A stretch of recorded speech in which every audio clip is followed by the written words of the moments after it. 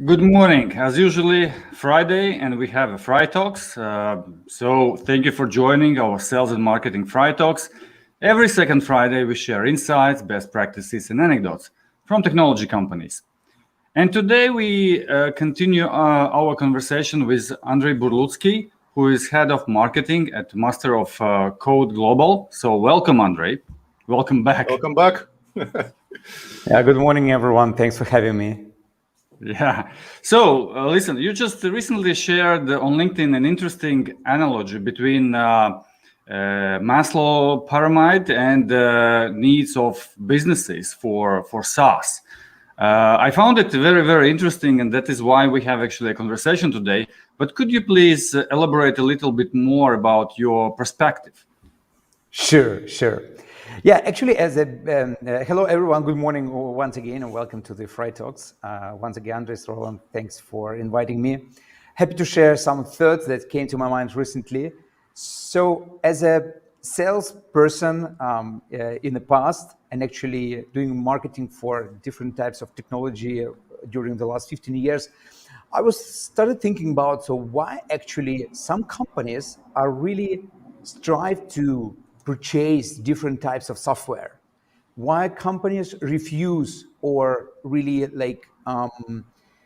struggle to make a decision to switch from one software to another. And I was trying to find the analogy with us, with humans, like how we behave actually when we make different types of decisions throughout our lives, actually. And what I understood that a successful or not successful business is as much an emerging thing, I would say, as we as humans, as persons. Yeah. And as we are going through Maslow pyramid, stage by stage, from satisfying our physiological needs to the need for self-actualization. But in the context of business itself, namely really business, not like people or owners, but really a business like a environment, I would say, okay, processes, etc. This pyramid can be decomposed according to the types of SaaS services that business is buying. So, quite roughly speaking, why some companies still being really advanced, for example, in terms of products, services, and actually the culture, still buying or using Excel or Excel 2000, for example, and why some companies moving to more advanced software like Microsoft or SAP, which include AI technologies, some algorithms, so really advanced. And I was trying to research a little bit. So amazing numbers in a mid-sized company pays for almost 150 SaaS services, and this number actually is growing 30% year over year. This number is more for the United States, but doesn't matter. But even if in Europe we have like 100 SaaS services that companies buying every year, and it is also growing, in Europe there is more complex story because we have so-called shadow IT. I hope the audience understand what's that. It's actually when you are, without permission of IT department, bringing your applications or software on the laptop or your business. Even on the phone, yeah. Yeah. Something is replaced by a new one. Something is built on, right? And something new is bought to solve new problems that are coming. So, and this process is similar to how we humans climbs up the Maslow pyramid. So the idea of my post and your invitation for the discussion is, if we sell B2B software, SaaS, our task is to understand at what level of the SaaS pyramid we are, or company is. What do business buy before buying our software? And so we can get an unexpected insights into where and how to find our new clients, or how to grow our existing customer inside as well, upselling, cross-selling, etc. So this is the story. Yeah, it's a very interesting perspective, and thank you for sharing. And I invite everyone who is together with us now online, maybe using the comments part, just share your thoughts and share your ideas on the same topic. But let's maybe think it from this business perspective, as not as a user probably, but more like as a company who wants to be part of the kind of let's say tools and applications what they're using in the enterprise space.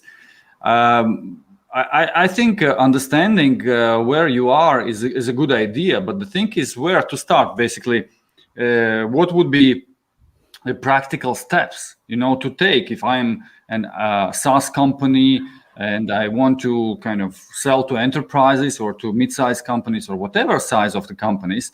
How can I understand basically what is this landscape of the SaaS application or any other applications what they have today, and how then I fit into the picture? What do you think, guys? Well, I think good old Sherlock Holmes work of research, ideal trying to interview your customers. Just define your ideal customer and try to have interviews. Try to ask them what are you guys using? Why are you using those things, right? And that I guess can provide quite good idea of what you are dealing with, where your customers are today.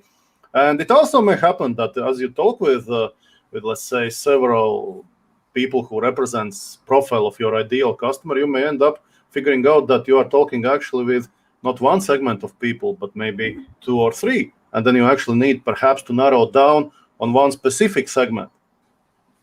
Yeah, I think absolutely. Yeah, go on, Andrey. Just wanted to build on what Roland has said. So the good old customer research, using the methodologies from account-based marketing or account-based sales, when you really explore across all the available to you or unavailable, actually hidden resources to understand who your customer is, because in addition to what they're using, you also need to understand and have the skills to analyze and make conclusion. Okay, what is the need then for me, for the salesperson or marketing person, when I'm trying to do marketing or sales activities to sell my software? So not just to know that customer is using Excel. Okay, what does it mean? If we go the next step in the customer development of his infrastructure or business processes, if I propose another software, how to be integrated with the Excel, what kind of need it will can create for the customer when I'm creating value proposition, and what kind of third-party tools I can use actually to discover all those things. Yeah, I think you are absolutely right. Yeah, so one thing to understand is actually what can initiate the need for your software, right? Whether the current tools what they're using can actually be a good trigger for that, or you need to substitute it. And actually, what we did yesterday, we were preparing with you for today's conversation, but what came to my mind right now is that even if you research what kind of software does your customer has, the most crucial will be for you to be very much technically acumen to understand what is the value of existing customer software and the software you are selling. And out of that, think about it, how it will help customer to advance his business processes, to make the step forward in his automation, digital transformation, and at the end of the day, to get the ROI from the technology platform. Yeah, generally you have to have some sense of ecosystem, which actually is in place at customers, and that not only comprises, let's say, other software assets they are using.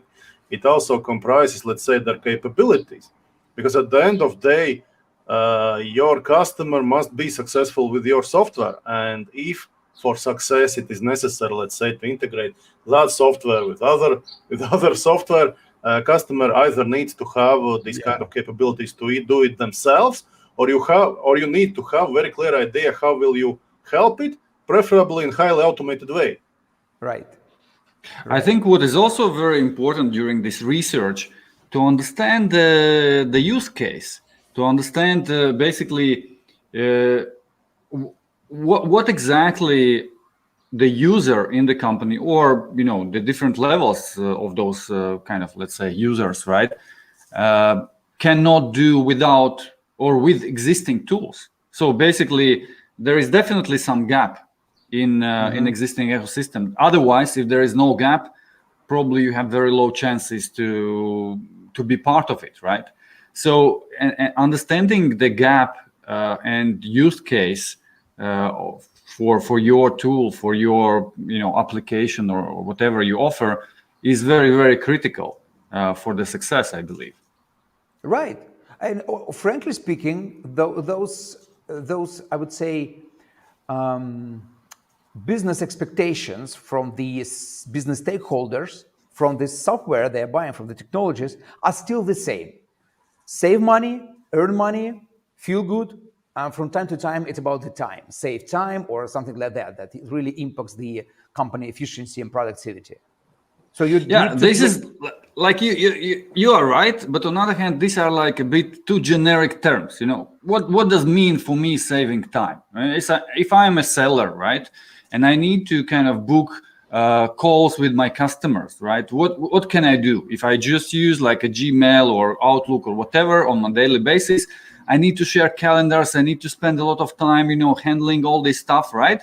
And then suddenly there is a small tool which just give me an opportunity to share a link and give opportunity to book a call based on my availability or even my team's availability to the customer. And I save a lot of time. Same time, it's also something where customer can easily do on their own. Here it is, right? So there are two matching things for me, for my customer, and so on. And that is, again, like saving on one hand time, same time increasing productivity. So, but similarly, there could be many different like these small scenarios what you otherwise cannot discover without just going really deep and understanding the routine of the target audience. You're right, and we're coming actually to the conversation of this value proposition area, I would say. You're right, you need to find small touch points that will change the behavior, as you mentioned, for example, a salesperson who is using CRM, the Gmail, and other software. So how it will help him. And I will answer you. I love my example we're using in company, in marketing team. We have CRM system, we have Gmail, and we have a software that helps me to analyze my website and detect who from my CRM system accounts has visited my website, links, and score for me the leads. And this small software that makes a scoring, they're really niche. So they make the difference for my salespeople because CRM is connected with Gmail. This software called Lead Feeder, it's not ours, there's just no advertising, just a good tool, Lead Feeder, that helps to analyze both of them and to tell you, hey, Andrey, this contact is potentially a very high lead. Please make a sign to your sales person to follow up, or marketing to start account-based marketing activities, I would say.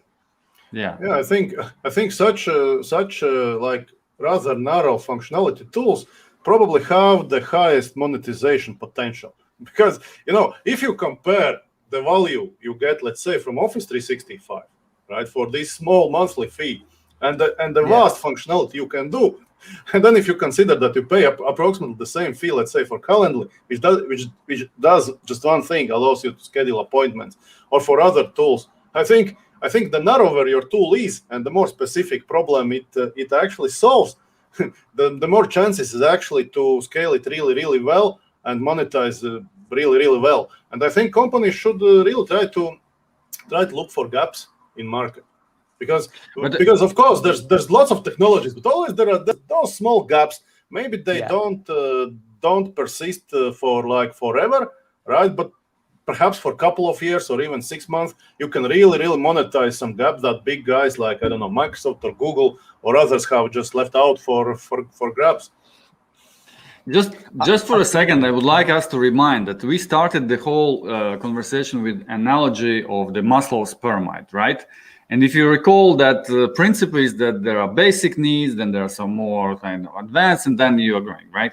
As you explained. And I think it is also important, besides the finding those gaps and understanding scenarios, to really assess and understand the maturity of your target customers and what level of maturity you're basically targeting. As you said, Andrey, in the beginning, like here, there are a lot of companies who are do accounting just using Excel. Nothing wrong with that, but there are plenty of such. So, okay, if you are targeting them, what then you are solving, and how do you think they will be moving away from that, and why, right? What would be the motivation? And similarly, there are some companies who are using like advanced ERP solutions, like, I don't know, SAP, Oracle, whatever, Microsoft, whatever solution it could be, right? And then they have completely different maturity level, completely different technology landscape, and so on. So then how do you solve their issues, if at all, right? I think it's also very, very important to understand that perspective. Andrey, nothing to add here. A question to you, and I will be happy to also to add my thoughts. It's not only about the customer itself, it's customer maturity. It's also about people's maturity. The Maslow pyramid, it's about people. It's just the analogy, but in the end of the day, we need to look at people we are working with. So what, for example, we have not only executive stakeholders as a buying personas, right? We also have technical people who then should deploy, fix, support, educate, what else? A lot of things. But this is exactly what is important to consider when you think of your product and value proposition, that actually you have very different people whom you need to address, right? On whom you need to answer their concerns and questions. And that is known fact in enterprise space or B2B space, there are at least like 5 to 7 people actively participating in the buying process. But if you take a wider picture, then it's even more, right? And the end user including. Remember us working in old times at Microsoft, and we were driving, the transition from old-fashioned Excel, right, to something completely new with a new interface and so on, and how much resistance there were from end users because it was so much painful for them to change the behavior, daily routine, and so on and so forth. All this should be considered on every level. So basically, end user, then there is IT, and IT then somebody who deploys, somebody who maintains, somebody who supports all that. So what does mean to implement your small even tool to the ecosystem for them? How that will change, because in the end, the motivation needs to be on the positive side, right, for this change. The same for any other role in the organization, I believe. And I agree. Moreover, I was reading Forrester research. It's in my area. The research was about the open source conversational AI platform called Raza. And there was a value why open source, for example, is very accepted by technology people on business side, is because, for example, Raza itself as a brand new platform, so they 3 or 5 years in the market, they have so simple APIs and integration options, so they easily come to the technical people, say, hey, we're easy to deploy. I will remind you that a few years ago, like 5 or 10, that's why I'm talking about Maslow pyramid. Technical people, they were happy to deal with the on-premise software, growing as a technical expert, deploying, learning a lot. Like you have to get a big team to deploy and support, for example, Exchange server or I don't know, Oracle that times. right? While we didn't have any cloud applications. But right now, so again, their request also grew. So they want now simpler software, simple integration options. It shouldn't be that complicated. Maybe even integration should happen in a graphical mode. Like you click some buttons, you drive a graphic, you have a graphic interface, and that's it.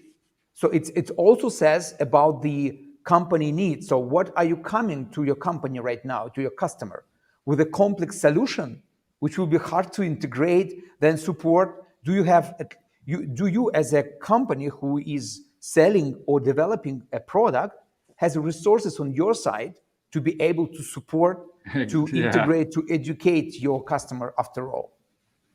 So again, we come back actually to basics, that you need to very carefully think of who will be involved in buying your solution, who will be involved in deploying it, who will be involved in doing legal review, who will be supporting. You need to think very carefully about the value or friction you create for all of those groups. Right, and that allows you to really kind of configure or understand how your offering should be set up, so that you can actually sell it, so that you can actually scale it. Because one of issues you may run up in one way or another is actually implementation or support.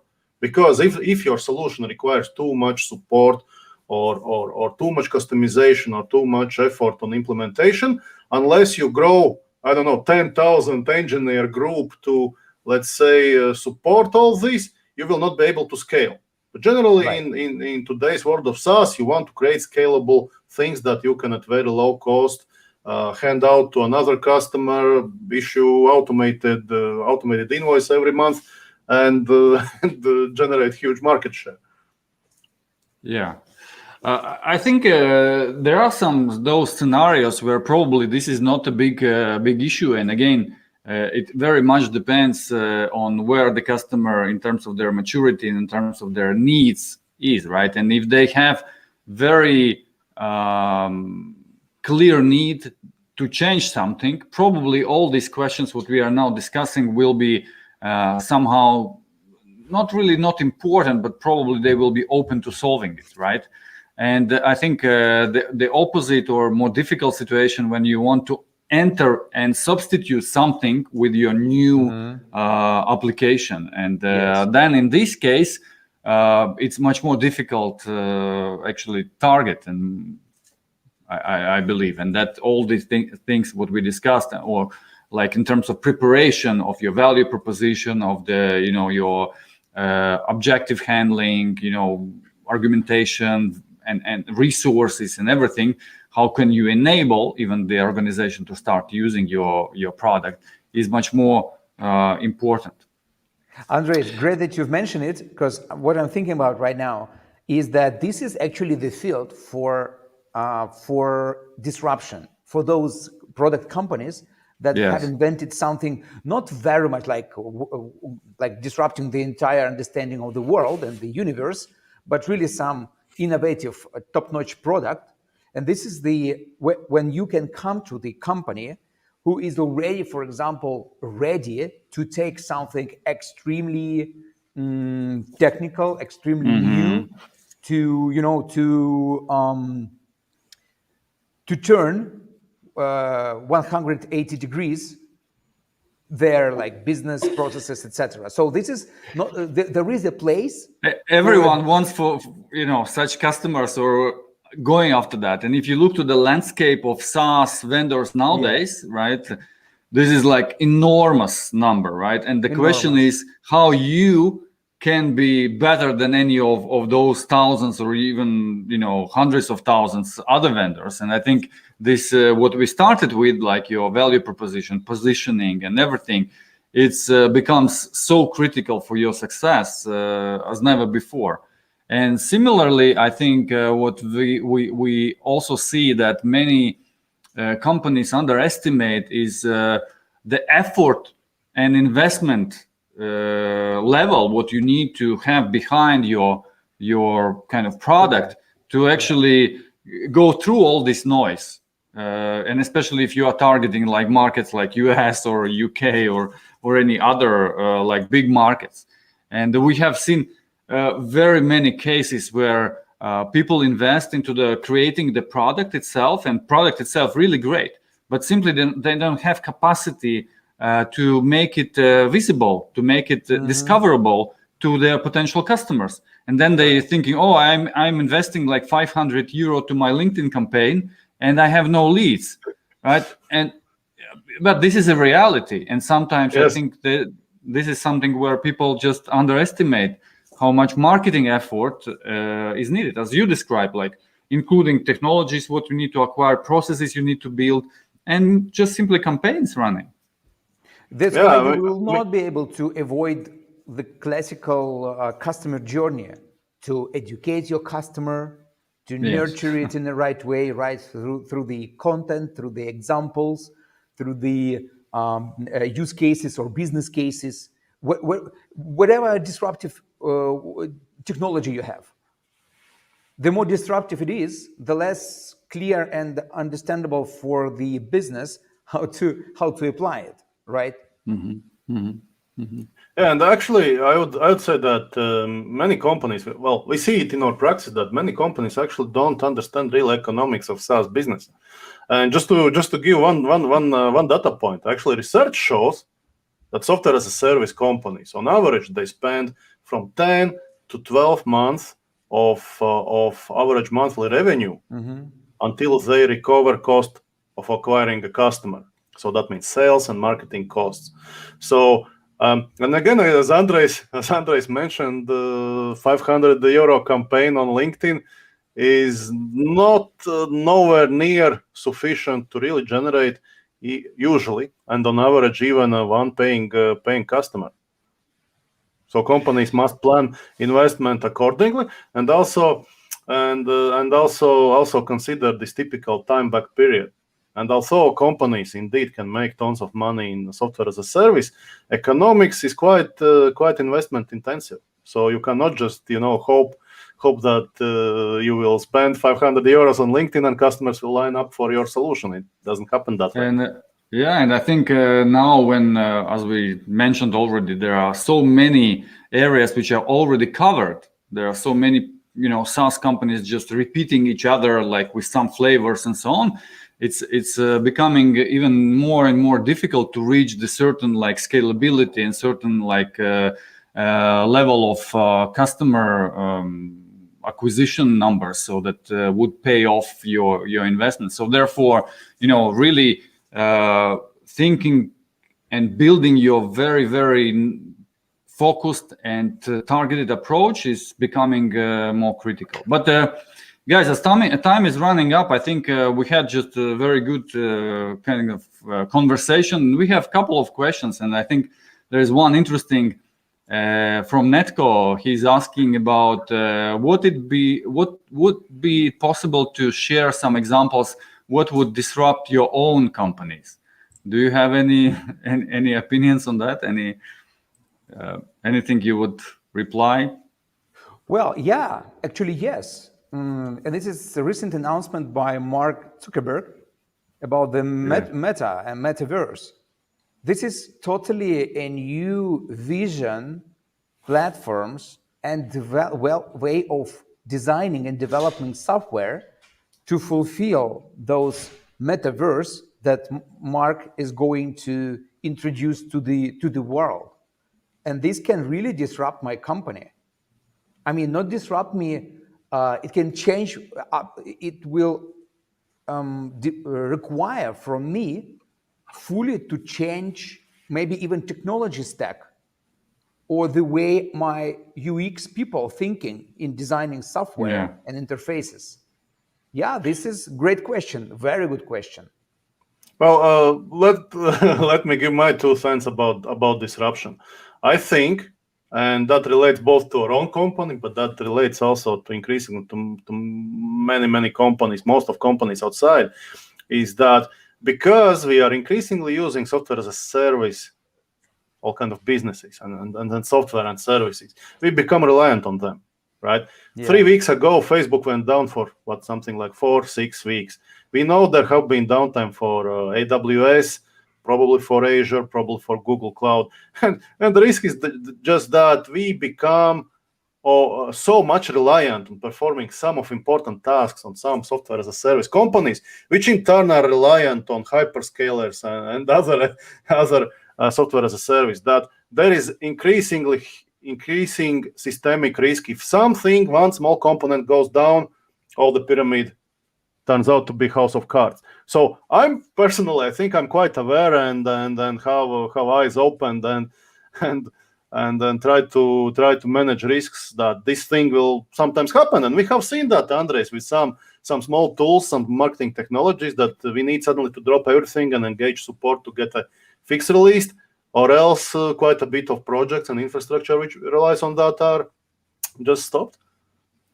Yeah, and maybe just to add from my side, if I look from our business perspective, we kind of, I think, positioned ourselves also as a bit a disruptor into the marketing agency business, as we approach it differently.